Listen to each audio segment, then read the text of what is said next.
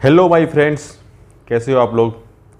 देखो, कोई भी न्यूज या कोई भी बात आती है ना सामने, तो उसकी हकीकत तक आदमी को जानी चाहिए। ठीक है, ऊपर ही ऊपर हवा को सुन करके हल्ला को हल्ला रटते हुए नहीं जाना चाहिए।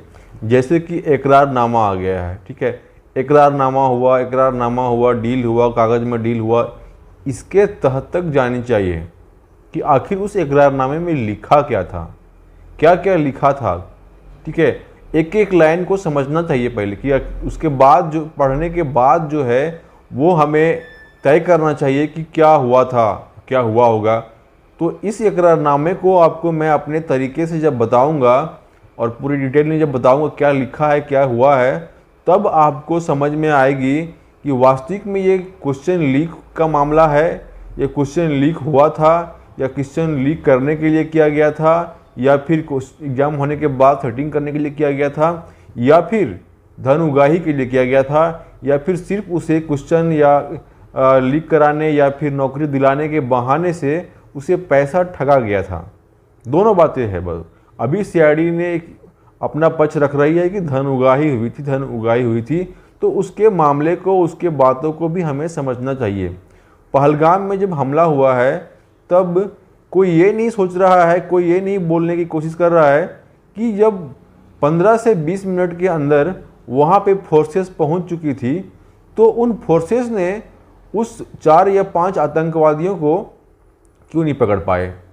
उसे तो 4 या 5 आतंकवादी 10 से 15 मिनट के अंदर वो कहाँ गायब हो गया, धरती ने उसे समा गए या फिर आसमान ने उसे निगल लिया। ये बात जो है वो कोई नहीं कर रहा है, सिर्फ पाकिस्तान पाकिस्तान पाकिस्तान किए हुए है। 8 दिनों से चैनल पर चल रहा है, मस्त सिर्फ पाकिस्तान में लड़ाई हो जाएगी।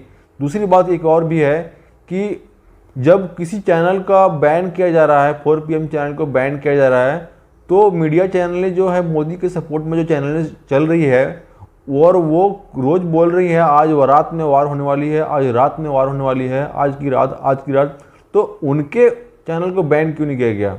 ठीक है, हम यहीं तक बात करेंगे। हम वापस से आएंगे अपने इकरारनामे पे और इकरारनामे की एक एक लाइन को आपको समझाएंगे।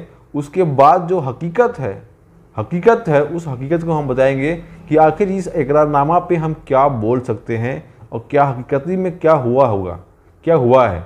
इस इकरारनामा के आधार पे हम क्या बात कर सकते हैं, ये मैं बताऊंगा इस वीडियो के लास्ट में। इस वीडियो को लाइक कर देंगे, चैनल को सब्सक्राइब कर लेंगे और वीडियो के लास्ट में आपको कंक्लूजन मिल जाएगा कि आखिर इस इकरारनामा के आधार पे हम क्या निष्कर्ष निकाल सकते हैं, क्या पहुंच सकते हैं।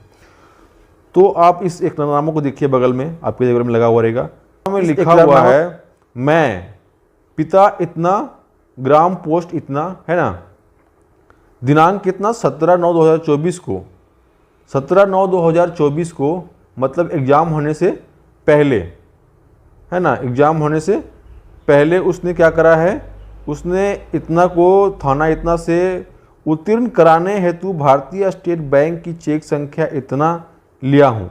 मतलब वो एग्जामिनेशन देखो 17/9/2024 को ही उसने क्या किया है, पूरे बात को समझिएगा, है ना, को लिए 10 लाख रुपया लिया हूँ तथा उसके साथ का इस आदमी का, मतलब उसका नाम भी उसमें पता है, नाम भी दिया हुआ है, लेकिन मीडिया पे पब्लिक में नहीं आई हुई है। उस आदमी का नाम दिया हुआ है उस इकरारनामे में कि इसका मैट्रिक का अंक पत्र जिसका पंजीयन संख्या इतना, सीरियल नंबर इतना, मूल पत्र संख्या इतना, स्नातक का भी मूल प्रमाण पत्र लिया है उसने इतना, भर्ती रिजल्ट कराने हेतु लिया हूँ। उसकी जो कॉपी है सर्टिफिकेट की वो रिजल्ट कराने हेतु लिया हूँ। जैसे सीरियल रिजल्ट आ जाएगा मैं उक्त सभी पूर्ण प्रमाण उसको वापस कर दूंगा।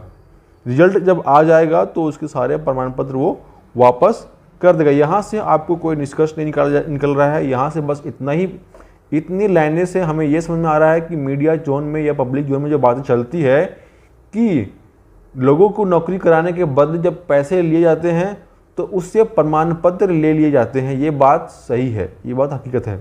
ऐसा घटना होता है जो पब्लिक डोमेन में आते रहती है। हम लोग भी सोचते हैं कि सर्टिफिकेट सच में ले लिया होगा, सर्टिफिकेट सच में दे दिया होगा, तो ये बात सही है, यहाँ तक बात सही है। ठीक है, उसके बाद वो लिखते हैं कि रिजल्ट पक्ष में नहीं आता है तो मैं इतना से ली गई उपरोक्त राशि को 4/3/2025 तक एक मुफ्त वापस कर दूंगा एवं सभी मूल्य सर्टिफिकेट भी वापस कर दूंगा। चूँकि 4/12/2025 को रिजल्ट आया और उसमें का नाम नहीं आया, तब हम दोनों के राशि को लेकर बैठक हुई। तब मैं सिक्योरिटी के तौर पर इतना की तिथि अंकित सेंट्रल बैंक की चेक संख्या इतना के माध्यम से 10 लाख रुपया दे रहा हूँ। यहाँ से मेन पॉइंट अब देखिए, उसका रिजल्ट आ गया, मतलब उसको पता था, मतलब उसको रिजल्ट आ गया, जैसे सीजीएल का रिजल्ट आ गया, लेकिन उसका रिजल्ट नहीं आया। जैसे सीजीएल का रिजल्ट तो आ गया लेकिन उसका रिजल्ट नहीं आया गया। इससे तय हो जाती है इसके कि उस लड़के का रिजल्ट नहीं हुआ है। बहुत सारे डोमेन में चला रहे हैं बातें कि या फिर उसको छिपा के रख रहे हैं कि उस लड़के का रिजल्ट हुआ है या रिजल्ट नहीं हुआ है, या तो संशय में रख रहे हैं या तो बता रहे हैं कि रिजल्ट हो गया है।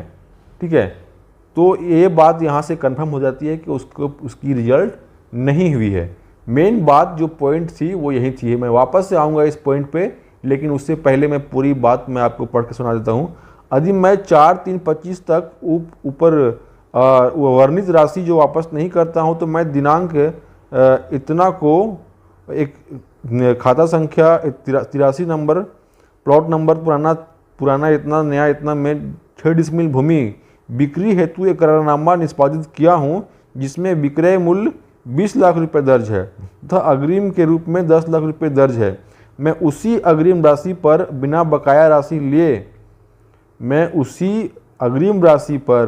बिना बकाया राशि लिए भूमि का निबंधित केवाला उनके बताए हुए व्यक्ति के नाम से कर दूंगा, जिसमें मुझे कोई आपत्ति नहीं होगी। मतलब उसने एक ज़मीन जो है वो उसको 10 लाख रुपये में ही देने की बात कर रहा है, उससे हमें कोई लेना देना नहीं है। ठीक है, यदि मैं उक्त भूमि को निबंधित करने में आनाकानी किया या उक्त राशि को वापस करने में से मुकरता हूँ तो मेरे विरुद्ध सक्षम न्यायालय में मुकदमा करने की संतुष्ट। देखो, इससे हमें कोई लेना देना नहीं है।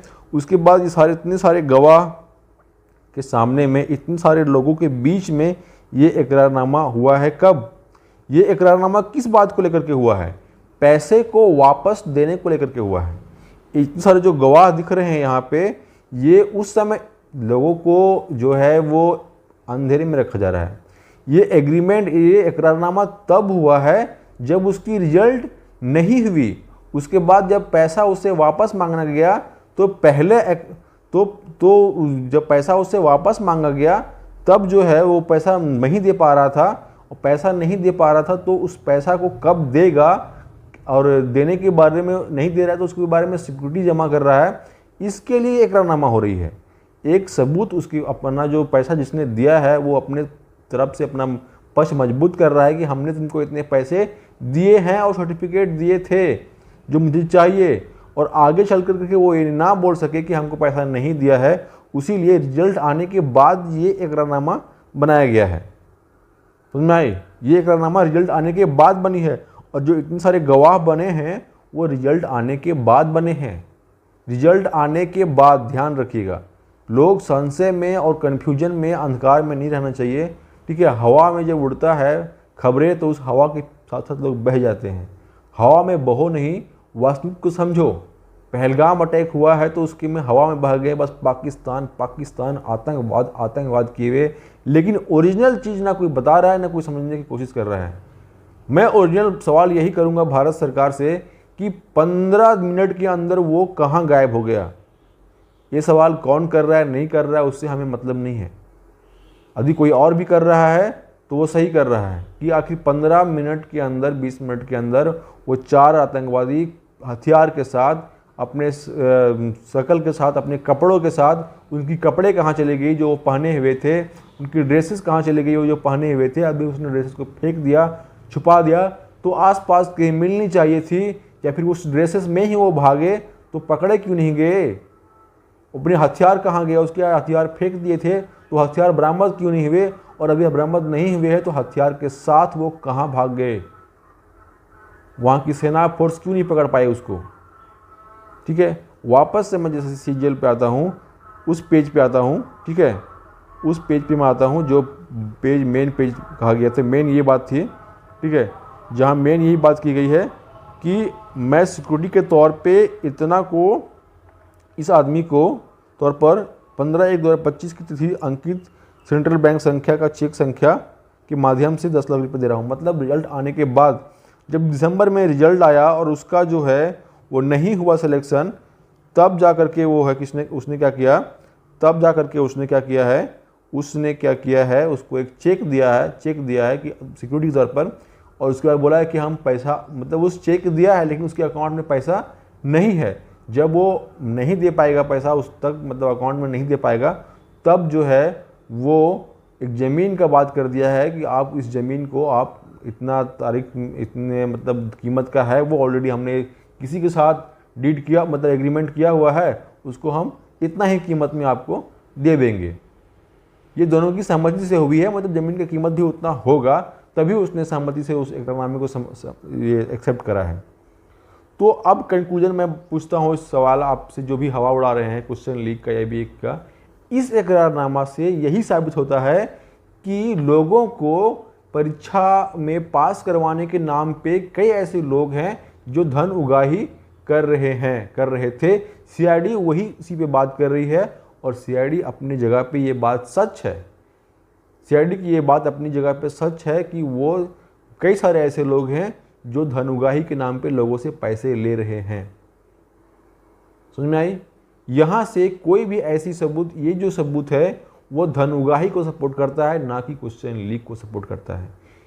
ध्यान से सुन लें, ये जो सबूत है, इतना हल्ला उड़ाया जा रहा है, और मुख्यमंत्री जी भी इसको पूर्व मुख्यमंत्री बाबूलाल मरांडी जो इसमें कमेंट करके ये कह रहे हैं कि ये ऐसा हो रहा है, तो ये ऐसा हो रहा है, लेकिन ये जो है सबूत है, ये जो कागज़ है, वो धन उगाही को सपोर्ट करता है, ना कि क्वेश्चन लीक को सपोर्ट करता है। ठीक है, थैंक यू सो मच। हमारी बातें आपको अच्छी लगी होगी, वीडियो अच्छी लगी होगी तो आप चैनल को सब्सक्राइब कर देंगे, वीडियो को लाइक कर देंगे। दोस्त, जहाँ पे सही है वहाँ पे सही बात करनी चाहिए, जहाँ पे गलत है वहाँ पे गलत बात करनी चाहिए। एक्सेप्ट करना चाहिए, सही को एक्सेप्ट करना चाहिए और गलत को भी एक्सेप्ट करना चाहिए। उसकी हिम्मत होनी चाहिए सबसे पहले इंसान के पास, उसके बाद जो है वो आगे आदमी जीवन जी पाता है। Thank you so much.